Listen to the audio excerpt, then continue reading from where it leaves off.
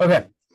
So, yeah, I'm pumped about hearing this conversation. Kind of the idea is like leading up to the marathon. What are the dietary changes, tips, things you can do to improve? And then I've got a ton of questions that I'm going to throw in along the way, just in general. And recently, I would say within the last like 3 years, the biggest change I've made, Joe, I've talked to you some about it, but is my nutrition. Hmm.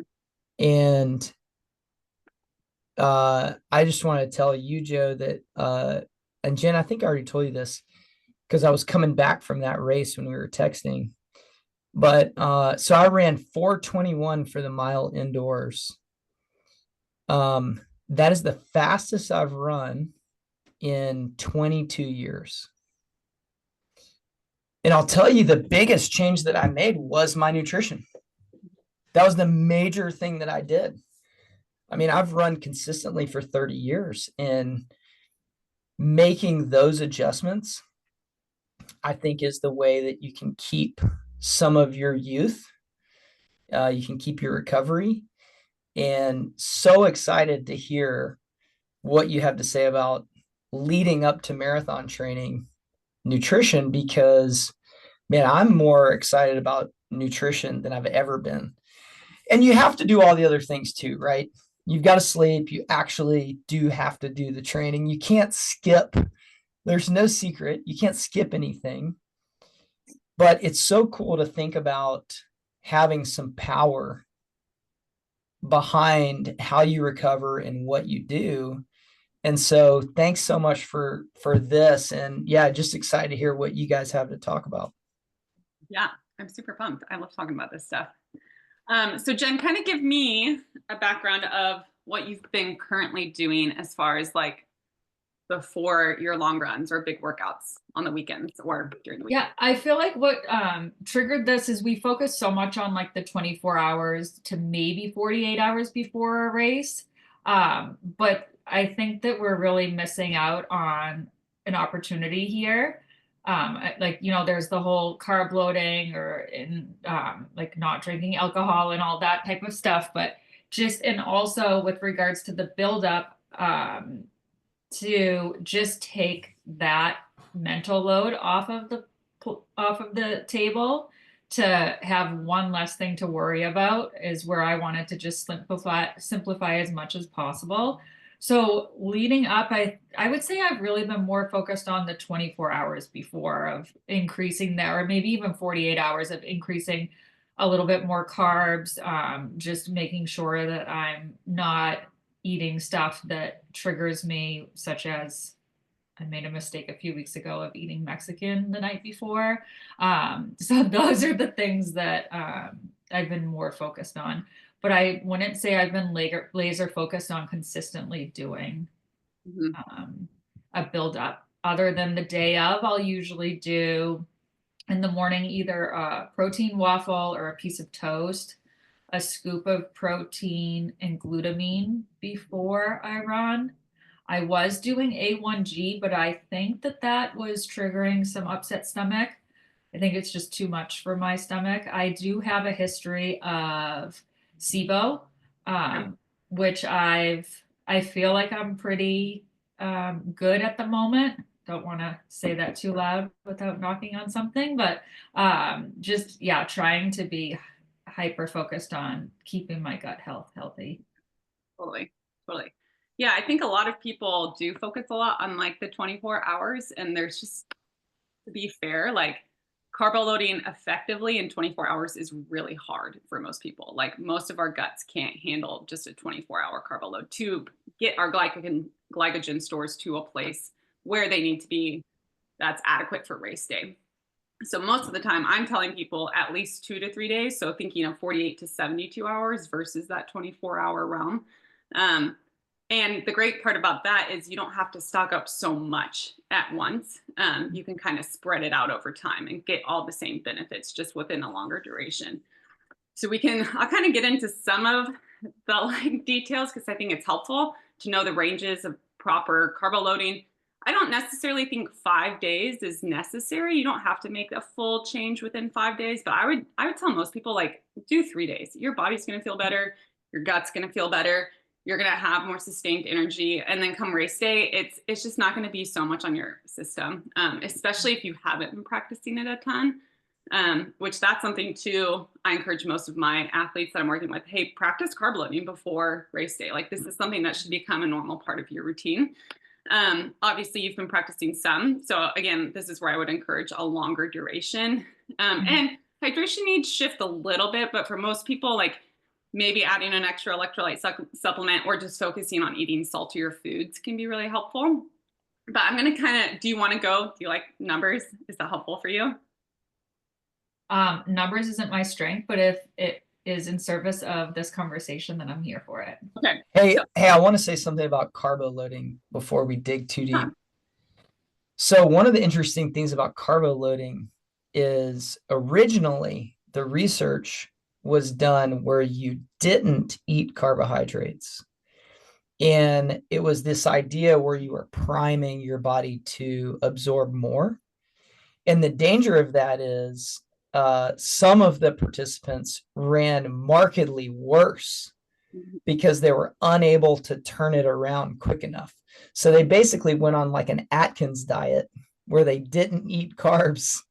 And some of them absorbed it really well and they ran better, and some absorbed really poorly. And so I think that's a good distinction, because sometimes I'll run into someone who's telling me that they're avoiding carbs for a few days so they hyperabsorb. And I think that's super dangerous to do, because you're right in the meat of your training.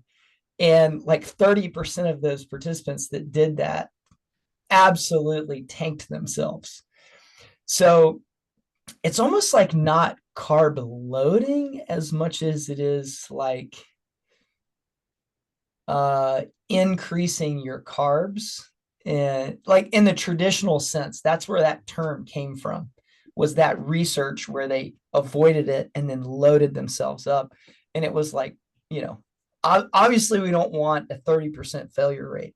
And also understanding too, if you understand nutrition and exercise physiology, carbs are first and primary fuel source. So we're going to turn to carbohydrates first. So that's why we want to essentially build our stores, our glycogen stores, so we don't have to dip into our fat or protein. If you're dipping into your protein, which means you're dipping into your muscle stores, and your body is completely run out of energy, which is gonna really suck. So that's the whole point of building this process, is building up enough carbohydrate stores. So when you get into the race with your race fueling nutrition, you shouldn't be completely depleted by the end. I tell most runners, if you are fueled properly, you're not going to really have a huge bonk. It'll get hard at some point in the marathon. There's no doubt. The marathon's hard if you're racing fast and you're pushing your body.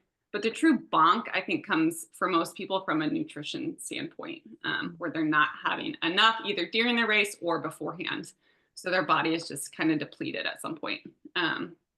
So we are trying to make sure we avoid that through this process. And again, I think 2 to 3 days is really helpful to build those stores without interfering with our gut as much.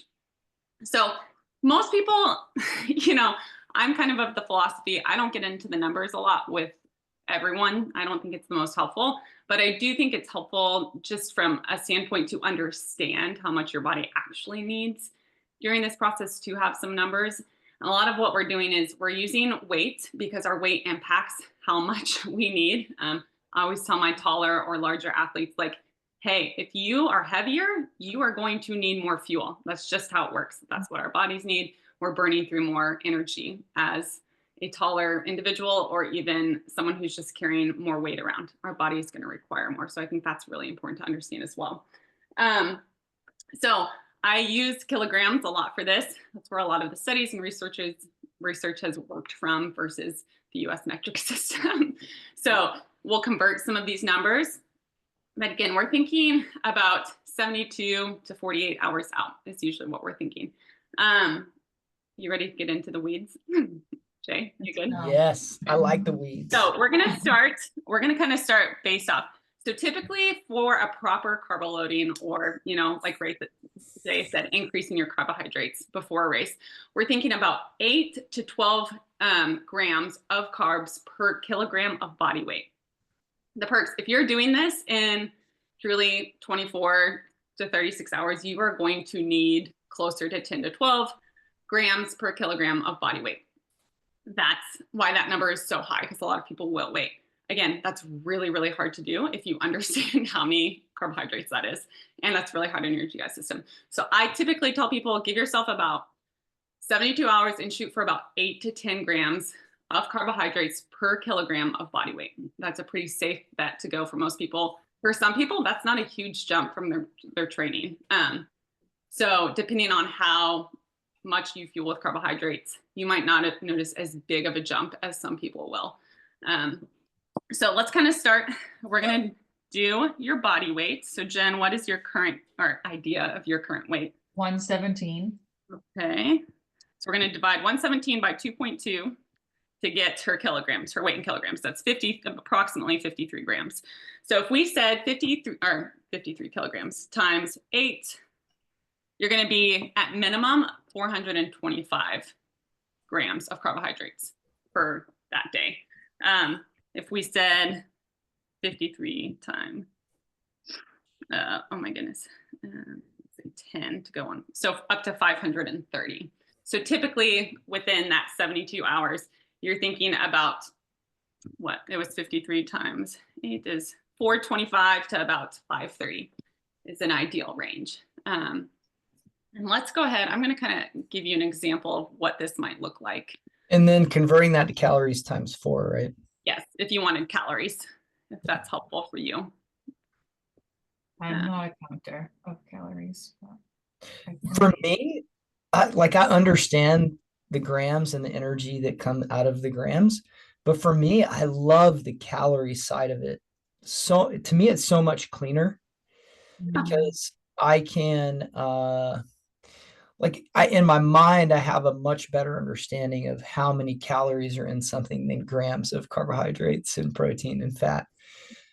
So if you're going to convert the carbs to calories, you just multiply the grams of carbs times 4, and then you get your calories. That's completely right. So, okay, here's another thing I want to just hit on. Most of the samples I'm going to give, if I'm giving you an example of how to do this, is going to be with like 3 meals and 3 snacks a day, because ideally you're already doing something similar to that to fuel yourself properly through your training. And then that's, again, in order to get that much in and not put as much stress on our digestive system, it's really helpful to be eating more frequently throughout the day. I know for some people, like convenience wise, that's challenging, but ideally it's really, really helpful for our bodies to be eating more consistently throughout the day, eating 3 meals, 3 snacks, or, 6 small meals, whatever works for you. But just kind of, so I'm going to give you an example of what about 500 grams would look like. And again, make it fit you. So what you're used to eating, the types of foods you're used to eating. We never want new things, even leading up to race day. So if that means prepping food or like bringing food in advance, or sticking to restaurants that you're really comfortable with, that's what I always suggest. My thing is always to find the closest Trader Joe's where I know I get the foods that I'm used to, and then like stock up, especially on like breakfasts and snack foods. And then when I go to restaurants, keeping it pretty simple. But this is also something, this is 500 grams of carbs is quite a bit. For a lot of people, this is going to feel like a stretch. So if it feels really challenging, or you're only used to eating like 300 grams a day, again, keep it closer to that 8 grams per kilogram of body weight, because it's just going to be really hard. Our bodies can adapt super quickly. If you've been practicing, it'll be easier to do more. But a sample example would be like 1.5 cups of oatmeal, dry oatmeal. So 1.5 cups, that probably feels like a lot, with some almond milk or some other milk as well. I like dairy, so I'm cool with that. That's approximately like 85 grams of carbohydrates. You could add a banana to that, maybe a tablespoon of honey, and then an 8-ounce glass of orange juice. Liquids are your friends during this time because they're super easy to digest and really easy to get higher carbohydrates. So just know like juices are a really great option. They're also great at hydrating you. So orange juice is a great form of hydration, replenishing you with electrolytes as well. So that would be like an example breakfast, approximately 160 grams of carbs through that. Again, you can dig into the numbers, but I just want you to know, like when you're doing this, don't hold back. Like, don't be afraid to add the sweeteners. Don't be afraid to add extra fruit. Don't be afraid to add extra oatmeal. Obviously, you can shift this around. If you wanted more fruit or more honey, you could shift that instead of as much oatmeal. And then remember to keep it low in fiber. That's really, really important, even leading up to the race, because that is going to cause more digestive work and make it a higher probability of something happening during the race. Another example, so a morning snack, you could grab like an energy bar for convenience, something even like a Cliff Bar. Yes, it's high in sugar. That's what we want at this point, and maybe like an apple. Okay, so you're getting about 65 grams there. For lunch, again, you're going to see larger quantities here. So like a half a cup of cooked rice, that's quite a bit for probably a lot of people. Are like, whoa, I'm not used to eating that much. Yes, you want this amount of food. You could grab some protein with that, whether that's chicken or meat. That's not going to contain any carbs, but protein is still important. As we add this, you could add some steamed veggies or roasted veggies. I would really encourage you, as you eat vegetables during this time, cooked is probably going to be better on your absorption and also just easier on your digestive system. You can do steamed or roasted with some butter or oil is also great for absorbing those nutrients. Grab a dinner roll. And then again, you could go to some liquid calories like juice or lemonade or even an electrolyte beverage. And that would approximately be like 150 grams of carbs there. Hey, Joe, I have a question about this. So one of the research things that I've looked at is most people eat like 80 to 90% of the same foods week to week. Like most people are very consistent with what they eat. In this last 5 days, building out a day and then just repeating it as closely as you feel like, that's kind of my thought process in making this super easy, repeatable. And my question is, I don't feel like you're going to go wrong doing that. And even if you're missing some micronutrient for 5 days because you're eating exactly the same thing, I think would you agree that's a pretty safe way to go about it? Yeah, I would just consider, over like 3 or 4 days, that's going to be okay. But just remember, like if you're practicing this stuff, don't always practice that. For one, it's good for your gut to get something else into its system and practice, like learning how to digest and run on different fuel. And also, again, variety is really, really important to our health. Sure. So this would not be something I'd want you to do regularly. Long term. Yeah. But making it easy the last few days and stuff that your body agrees with. You want to keep it very familiar. And this would also be a time, like I feel like Chipotle is a really common food. Yep. But be aware of like beans and stuff like that, as those are great for you, but they are much higher in fiber. So you are going to run into some issues there if you're not used to that.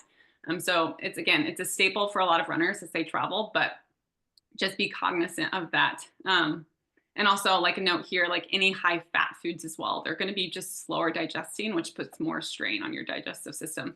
So like 3 or 4 days out, you may not experience it, but as you get closer to the race, just be more cognizant of those things. As you're adding in more carbohydrates, your protein and fats may not be quite as much as they're used to. So that's okay. Your body needs those carbohydrates to fuel properly. We don't want to neglect the others, but we also don't want as much especially fats, to weigh down our system. So if you notice like, hey, my fats are actually a little less during that time, that's okay. As for sports performance, that's actually probably going to help you, at least with your digestive system in that process. One more thing with that is thinking about, close to 2,000 calories a day of carbohydrates. That's a lot. Mm-hmm. But you also could get easily 300 or 400 of those knocked out in your pre-run, during run, and post-run. 100%. Yeah. And liquid calories count. So it's just understanding, like, I think it's easy in those pre-run, especially if you're a heavy sweater, like start adding in extra, like an extra sports drink. Easy, you're getting some extra electrolytes. And if you're not a super like salty person who likes, you're going to get in that sodium, which is really important. Now, if you are eating tons of salt and you're used to like, you know, you're getting in an adequate sodium intake, we don't want to get too much, but that is a really easy way to get in some calories. That's going to benefit performance as well. So simple, keep it simple. You don't have to like add all the extra stuff. It's much easier than people realize if you simplify it. Yeah, again, an afternoon snack could be something like rice cakes with jam. Again, this is when I would start like shifting even snacks. And instead of like peanut butter, go with jam. Something like higher in sugar or higher in carbohydrates. If you're doing like toast or you're doing like, I know bagels is really common for a lot of runners. I personally love them. It's also they're easier to get higher caloric value into. So that's another hack. Like if you struggle eating enough, thinking things that are denser in calories. So like bagels are a great example. Bagels instead of toast, you know, is a great option to get in more carbohydrates. But again, instead of thinking always grabbing like higher protein spreads or even higher fat spreads like butter or cream cheese, start replacing those with a higher sugary spread or something like that to give you in some extra carbohydrates. You can even add some applesauce. That's another good point. So like as a mom, you know, the fruit pouches are like so convenient for kids. Those are great for runners. Like that's a really easy way to get in some extra calories and carbs too. That's really easy to digest. Like that stuff is going to go down super easy. Shouldn't cause any GI distress too. So make it convenient. Convenience is really, really important at this point. And again, higher processed foods are probably going to be beneficial as well. Obviously, whole grains are still beneficial, but they're higher in fiber. So you may find that you tend to lean to more processed foods during this time, and that's a-okay. And then an example of dinner could be pasta. That's super common for people, making sure you're getting in about 100 grams there with even some baked potato or some protein. Dinner is one, just like the night before. I think it's really easy for athletes to go super hard on dinner. Just remind when you're in that process of fueling the night before the race, you still want it familiar. You want it really, really easy digesting. And I typically try to tell people to stray away from super, super high fat sauces. So like if you've trained your gut and your gut can handle like fettuccine Alfredo or something cool, I think a lot of people can't. So keeping it with like a marinara sauce that's not quite as high in fat. I personally love cheese, so I always have cheese on my pasta the night before, and I'm usually cool. But you can also always do rice. You can do potatoes, breads. Those things are always easily available and work as well. They're all carbohydrates. They're all breaking down into glucose. So we're using it for that same process, that same purpose. And then always like eat a snack before bed. I always tell people, and you know, I talk with Ryan about this too. If you are carbo loading properly, you kind of are at the point where you don't want to eat anymore. So, but you're still going to eat something. So the night before, always making sure you're still getting in a snack right before bed. Again, something higher in carbohydrates. You could even do like frozen yogurt. You can do oats again. I know some people like that. Just something simple. Cereals can be a great option as well. I love cereal right before bed. At that point, I would make sure, even though, you know, we're focusing on carbs, still pair it with some sort of protein to help you sleep.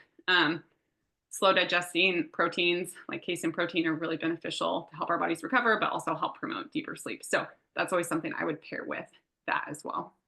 But that would be like an example day before. So again, that's a lot of technicalities. The biggest thing is I tell people, I'm like, you should be eating at least 2 to 3 servings more a day, those 3 days, you know, in advance, you know, to the marathon. So just make sure you're adding in those things. And again, like Jay said, keep it super familiar. This should be stuff that you are very comfortable with. It should not be anything new. Anything new is not, it's not beneficial before race day. Gels also work. So like those are convenient things that are easily available as well and familiar.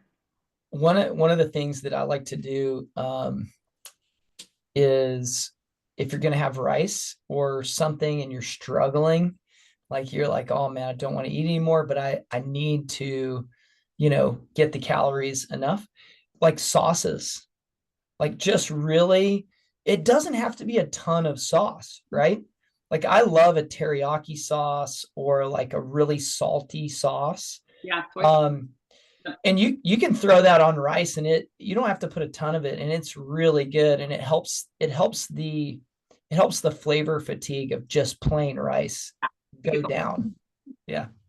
Yeah. And that's I have been playing with almond sour cream nice. and mixing it in with How's that? pastas instead of like a cream sauce, and because it's less heavy on the stomach, and that's been a good addition. No, that's really good. Yeah. So Joe, I have a question for you. Mhm. One of the successes that I've had over the last couple years is, oh, look at that. That's a success that you had. That's beautiful. Hey man, what's up, Dusty? Sorry. Oh my gosh, so so precious. sweet. One of the successes I've had over the last few years is there's so much information out there with nutrition that is so crazy. And if you look at some of the thought process, I really think it goes back to what I was saying at the very beginning with this carb loading idea, is we're going to deprive ourselves for a period of time for like an ultra absorption.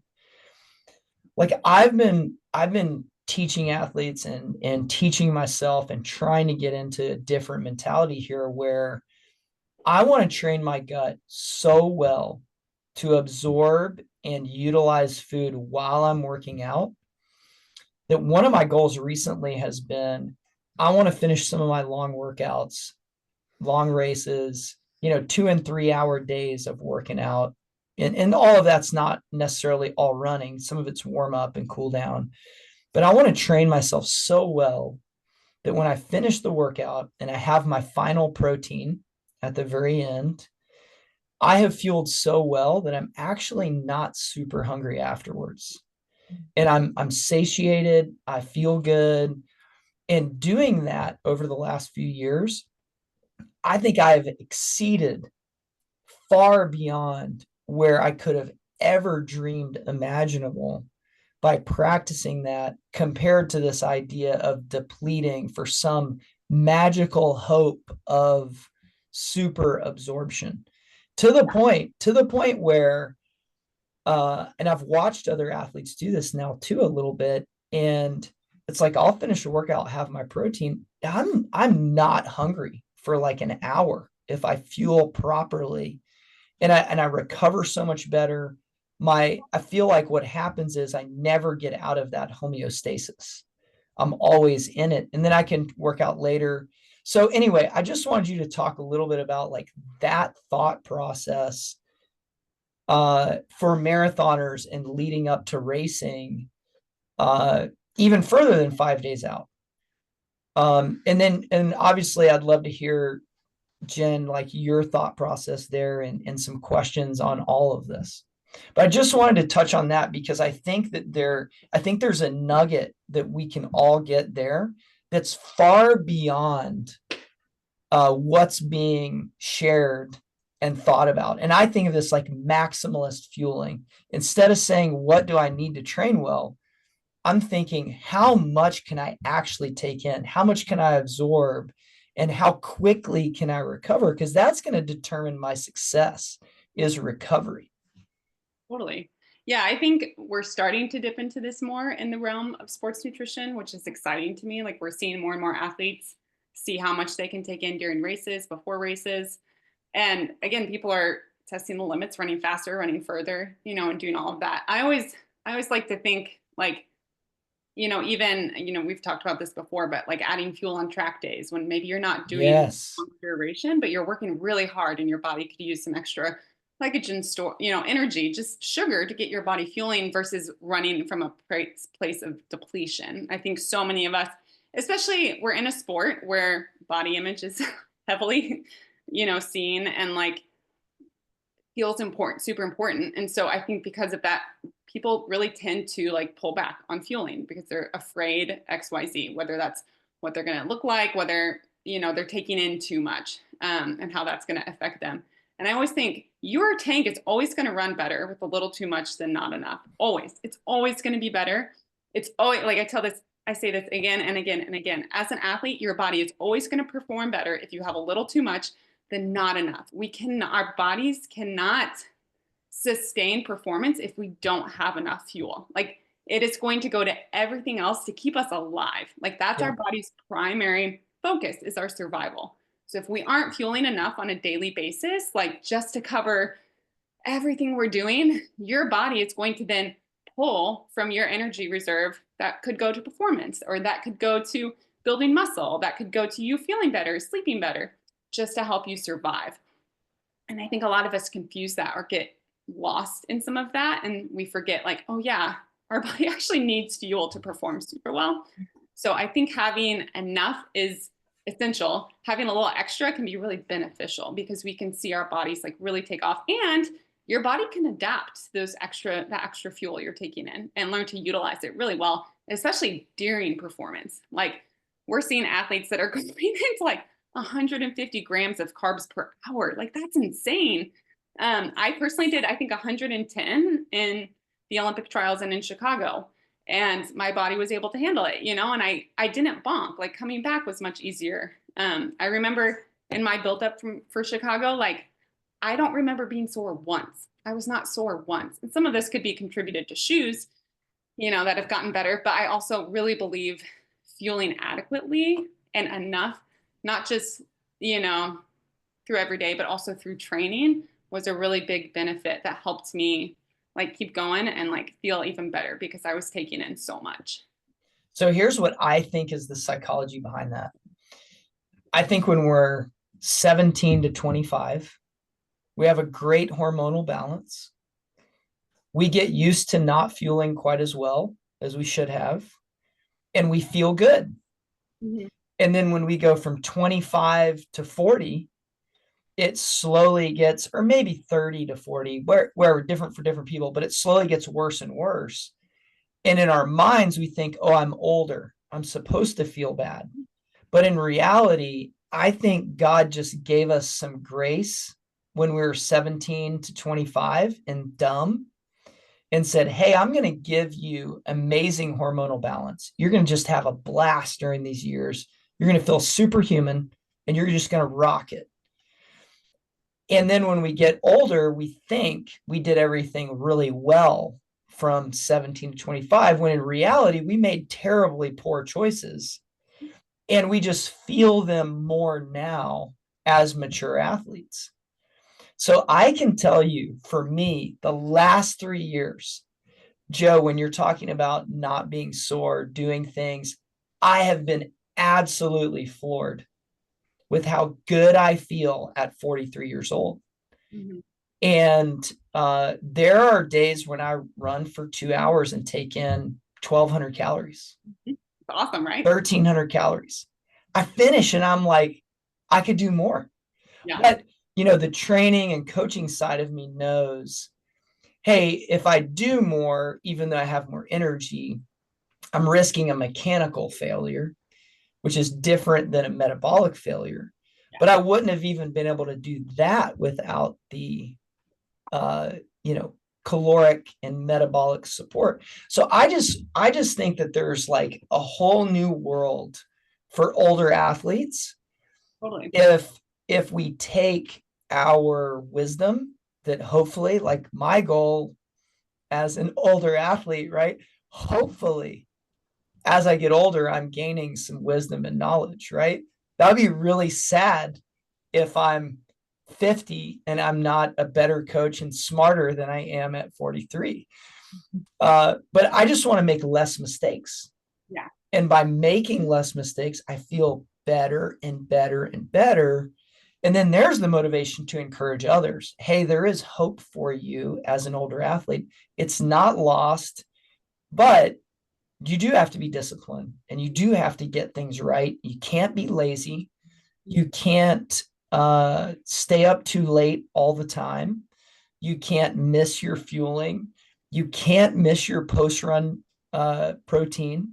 You can't miss fueling before. You can't just go out the door. Like when I ask an athlete, hey, what'd you have before? And they're like, nothing. I'm like, you can't do that. Like you can't. You've got to get 3 things. You've got to get some electrolytes, you've got to get some carbohydrates, and you've got to get some water. Like you can't operate without those 3 things. You know, when you're dehydrated, 2%, that is a detriment to your performance, huge detriment. Mhm. One of the hacks or tips, if you can't take in as much, there's really good research out there that's been repeated a bunch of times that when you swish with carbohydrates, it does help your brain think that you're feeding it. So if you're someone that has GI distress or you're having it during a race, man, swish it, spit it out. At least you're getting some of that benefit there. But anyway, I'm just like totally stoked about this maximalist fuel era. And what was the guy from I believe it was Leadville that just took in like this massive amount of calories? Yeah, I heard about it and I was like, yeah, I love reading that stuff. He was squirting his gels. He was sticking the gel halfway in his mouth, and he was squirting the gel past his taste buds That's so smart. that he didn't get flavor fatigue, you know, because those gels sometimes get like really pasty and too sugary. He was doing crazy stuff, like just like basically swallowing the gel so that he didn't get flavor fatigue to take in this massive amount of calories. So I just want to encourage you, Jen, like you can continue on this process of practicing, get your last 5 days right, and then improve on the next cycle. And anyone that's listening too, you can really get disciplined with this and get really, really good at it. Even if you're somebody that has GI issues, oh my goodness, you can practice it and get in a process, and you can train your gut to handle it. But what you can't do is decide on race day, hey, I'm going to try something new. I didn't do what I was supposed to do for the last 6 months. Let me try a new thing. Like that's a terrible idea, and it doesn't work. Yeah, and that's where I like say too, like if you're not used to eating as many carbohydrates as like, most people probably need 7 to 10 grams per kilogram of body weight on a daily basis as a runner. So if you're not eating anywhere near that, like going up to like 8 to 10 a day, even carb loading, it's gonna feel hard and not help your GI. So just adding anything, like again, just adding some is going to feel like a benefit. Your body's going to feel that like, oh, this is awesome. This is more than I'm used to. I wanted to say one thing on the body image too. So I've had that conversation with athletes where they're afraid to eat during workouts because they're counting their calories and they're like, oh no, I'm going to be over. Here's the crazy thing, and I said it already, but I'll say it again. The crazy thing is, if you finish the workout and you over fueled, it's totally fine to wait an hour or two, or hour and a half or 2.5 hours, even if you really fueled well. Because you basically, like some of these workouts have 13 calories from 8 a.m. to 10 a.m. I'll finish the workout, have my protein, and I won't eat lunch till like 1 o'clock. I'll eat lunch 3 hours later. I'm so full. And so I think it's interesting, like our bodies and our minds are constantly running this calculation of how you feel and how satiated you are. And the other benefit of that is if you just had an amazing workout, the other thing that helps you eat properly is if you're happy. So if you fuel well and you feel good and you're full at the finish, if you want to delay lunch a little bit, you can still keep a lean body mass and be super healthy. So I've actually leaned out more eating this way than I was doing the other way. So Joe, is there like an yeah, go ahead. Is there like an overstimulus mechanism? Oh, she's taking care of the baby.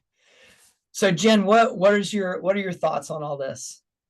Yeah, I'm excited to try this. I think it's going to definitely be a game changer. I also acknowledge that it's going to be an evolution. So with this marathon being 2 weeks out, I'm will take a stab at it, but I believe that it's going to be something that will come with time.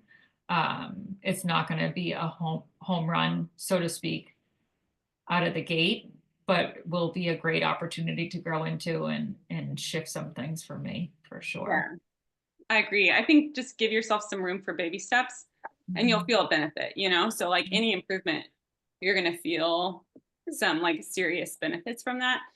And then taking it down the road. I think I wish more people could think of it that way as like long-term goals. Like I'm not trying to be perfect this time around. I'm just trying to make improvements and then keep learning. Because I Yeah, think it's that 1%, right? yeah, totally. Yeah. I think so much with fueling, like, you know, with training, we'll dedicate years of our lives to getting faster and better. And I think it's the same thing with our nutrition. Like we have to treat it as like a long-term thing. Like we're trying to get better. That means we're constantly adjusting. We're constantly changing stimulus. And as you practice and the more you do it, the better your body's going to get at it. So just giving yourself the grace to not have to change it overnight, but over a long period of time. And then yeah, you'll feel benefits with all the changes you make, and then they'll become more sustainable too if you continue with them over time. Exciting. Yeah, and then there's the positive feedback loop of Yeah. when you get in a good rhythm and you feel good and you start desiring and being excited about eating these things during your workouts because you're like, oh yeah, I'm gonna feel good later. I'm gonna recover better. Man, I'm excited to be in this rhythm.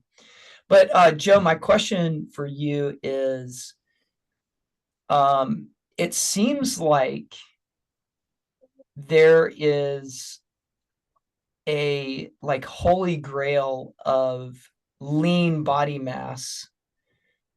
And I think the mechanism of how this happens is you fuel well during the workout, you feel better, you end up doing more during the workout. You also don't get out of homeostasis. And so your non-exercise activity is higher later in the day. You end up burning more calories later in the day and overall improving your lean body mass because you're able to do more volume with the fuel you have on board versus this idea where you go in underfueled, you have to stop the workout early, your hunger is stimulated at such a high level that you're just like ravenously hungry afterwards. Then you overeat. Then because you're out of that homeostasis and you stopped the workout early, you did less, you're not happy, you create this negative cycle. So can you talk about like some of that thought process? Like, is that the way you think of it? Yeah, I apologize if there's any crying. You're good. Yeah, so I think there's so much truth to like you start seeing what you can do when you fuel properly. Like I will admit, like changing the game for me. Again, I'm just gonna use Chicago. I ran a 2:36.